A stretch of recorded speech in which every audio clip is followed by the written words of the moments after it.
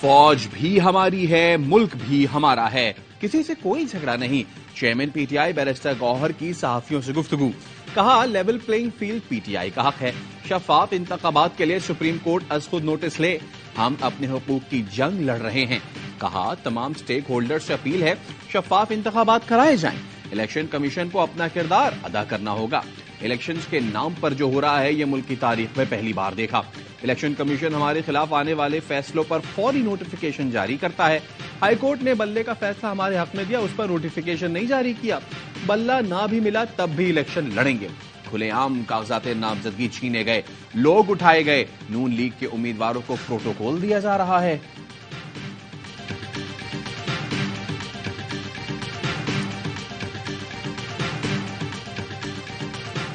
Supreme court میں level playing field سے متعلق درخواست، پی ٹی آئی کی توہین عدالت کی درخواست پر سماعت 3 جنوری کو ہوگی۔ سپریم کورٹ کا 3 رکنی بینچ سماعت کرے گا۔ پی ٹی آئی کو امیدواروں کے کاغذات نامزدگی مسترد ہونے پر سپریم کورٹ جانے کا اعلان۔ بابر اعوان کہتے ہیں 300 سے زائد کاغذات نامزدگی مسترد ہوئے، عدالت جائیں گے، امید ہے انصاف ملے گا۔ پاکستان تحریک انصاف ہر حال میں الیکشن لڑے گی اور جیتے گی، جتنا زور لگا لیں۔ نواز شریف کو عوام کے دلوں میں نہیں اتارا جا سکتا۔ نواز شریف کے خلاف جب کرپشن کا کیس چلے گا تو ان کا سیاسی کریئر اڈیالہ سے شروع ہوگا۔ شیخ رشید نے ویڈیو پیغام میں کہا ناانصافی ہو رہی ہے، چیف الیکشن کمشنر نوٹس لیں۔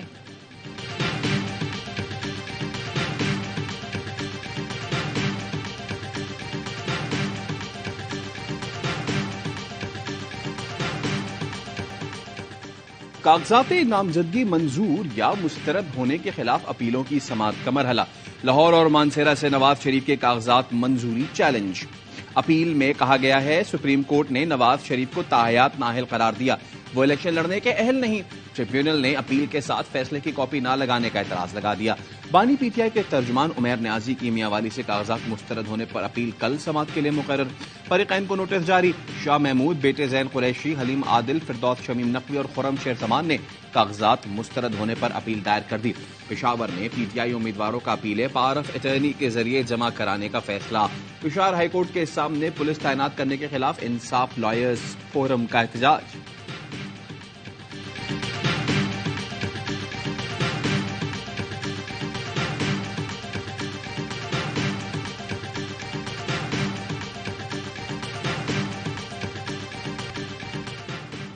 گجرانوالہ کی انسداد دہشت گردی عدالت کا مراد سعید، حماد اظہر، فروخ حبیب، عمر ایوب، علی امین گنڈاپور، زرتاج گل سمیت 51 ملزمان کی جائیدادیں ضبط کرنے کا حکم۔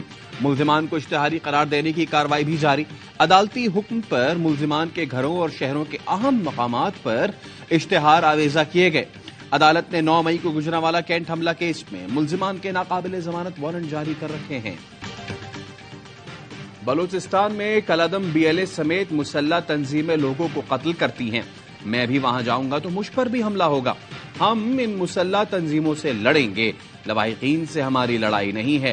نگراں وزیر اعظم انوار الحق کاکڑ کی لاہور میں بزنس فیسیلیٹیشن آفس کے دورے کے دوران گفتگو، کہا ٹیکس جمع کریں گے تو آئی ایم ایف سے جان چھوٹے گی، قرض لینا منفی عمل نہیں، اصل مسئلہ یہ ہے کہ قرض لے کر لگایا کہاں جاتا ہے۔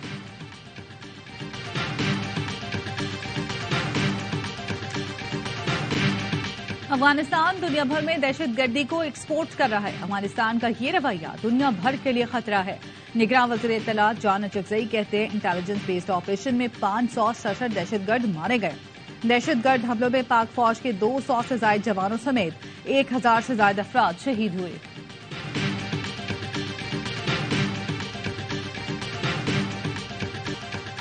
رات 8 بجے کے قریب مولانا فضل الرحمان کے قافلے پر حملہ ہوا، وہ قافلے میں موجود نہیں تھے، حکومت کو بتانا چاہیے تھا مولانا فضل الرحمان کو تھریٹ ہے۔ جے یو آئی رہنما مولانا عبدالغفور حیدری کہتے ہیں الیکشن کمیشن کو درخواست کی تھی، ملک میں امن نہیں، کے پی اور بلوچستان میں آئے روز اس طرح کے واقعات ہو رہے ہیں، الیکشن کرانے کے لیے ملک میں امن ضروری ہے، سوچا جائے کیا ہم الیکشن کے لیے تیار ہیں، ادارے مطمئن ہیں تو ہم الیکشن میں حصہ ضرور لیں گے۔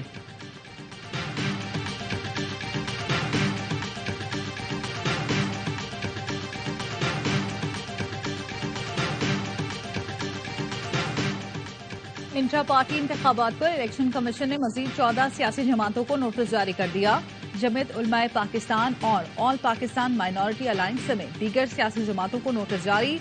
इंटर पार्टी इंतखाबात से मुतालिक केस की इब्तदाई समाअत 4 जनवरी के लिए मुकर्रर।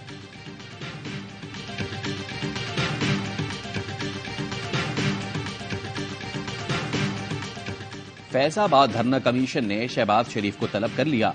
3 जनवरी को बयान कलमबंद कराने की हिदायत। शहबाज शरीफ को साबिक वजीर आला पंजाब की हैसियत से तलब किया गया है।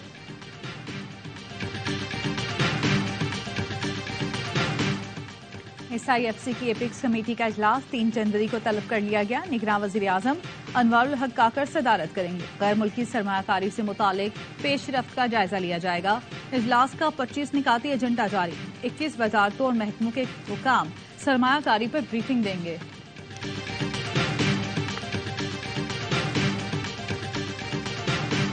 नायक अब्दुल रऊफ शहीद आबाई इलाके रहीम यार खान में फौजी एहसास के साथ सुपुर्द खाक। नमाज जनाजा में अहले खाना अजीज क़ारिब पाक फौज के अफसरान अमायदीन की शिरकत। नायक अब्दुल रऊफ शिमाली वजीरिस्तान में अफगान हुदूद से फायरिंग में शहीद हुए। ISPR का कहना है शहीद ने सोगवारान में वालदैन, बहन, अहलिया और बेटा छोड़ा। मादर वतन से दहशतगर्दी के नासूर के खात्मे तक जंग जारी रहेगी। नए साल के आगाज पर भी गाजा वालों की मुश्किलात कम न हो सकी। इसराइल की वहशियाना बमबारी से 100 से ज्यादा फलस्तीनी शहीद, 286 जख्मी। खान यूनिस, जबालिया और दीरुल बला के अतराफ इसराइली तैयारों की बमबारी। खान यूनिस में एक ही खानदान के 13 अफराद शहीद। गाजा में शोदा की तादाद 22,000 से बढ़ गई। 56,000 से ज्यादा जख्मी। मकबूजा मगरबी किनारे में भी 380 फलस्तीनी शहीद और 3800 से ज्यादा जख्मी हुए। मुल्क भर में जाड़े की धूम। गिलगित बल्तिस्तान समेत बालाई इलाकों में यख बस्ता हवाएं। स्कर्दू में दर्जा हरारत -9, गिलगित -6, अस्तो और -4, हुंजा में -3 रिकॉर्ड। शिमाली बलोचिस्तान में भी सर्दी की शिद्दत में इजाफा। कल्लात में दर्जा हरारत -5, क्वेटा में -2 रिकॉर्ड। कराची में कम से कम दर्जा हरारत 14 डिग्री सेंटीग्रेड रिकॉर्ड किया गया।